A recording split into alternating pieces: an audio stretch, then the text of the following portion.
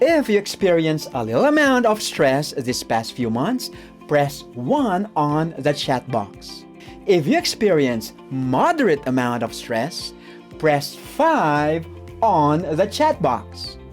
And if you experience a huge amount of stress this past few months, press 9 on the chat box. I see a few ones, some 5s, and a lot of 9s. Whoa! In this webinar, we're going to understand the principles, the practices, and the perspectives that will help us acquire stress mastery, whatever the stressors are in our life. We all have our normal way of life, how we usually function every day. That is our status quo, our comfort zone or safe space.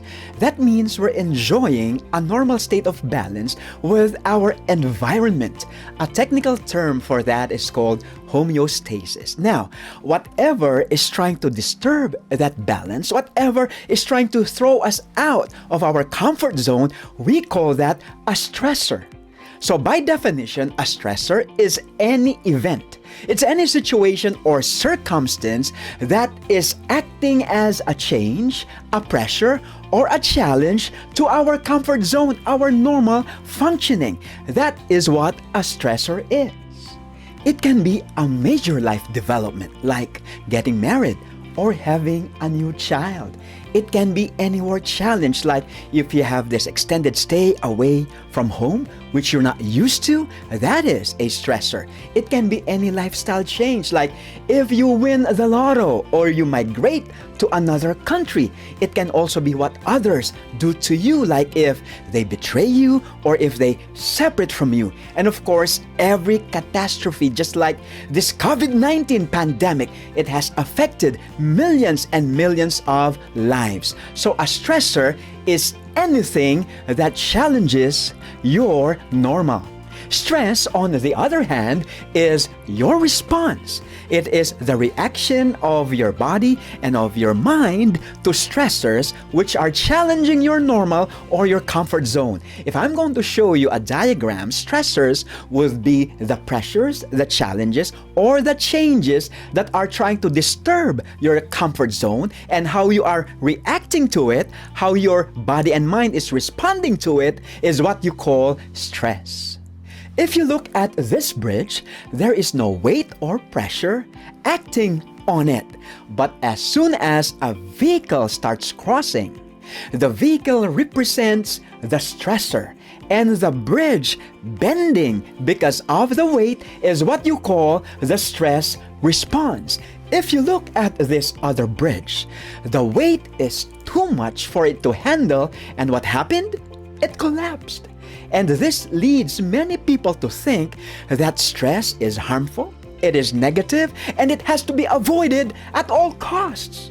Not so, because if you look at this other bridge, there is a lot more weight, there's a lot more pressure and force that is acting on it, but how is the bridge responding or reacting?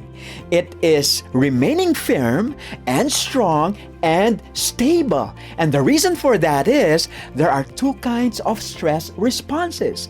The first one is what you call distress. This is the negative kind of stress. And you have eustress, or the positive kind of stress.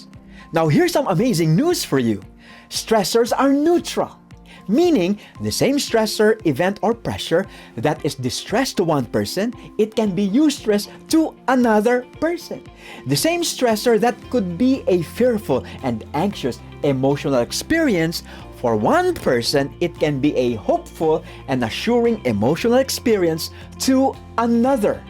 There is no list of stressor or events that separate those that cause eustress and those that cause distress. And why is that? It's because the distress or eustress response is not determined or caused by stressors, events, or people.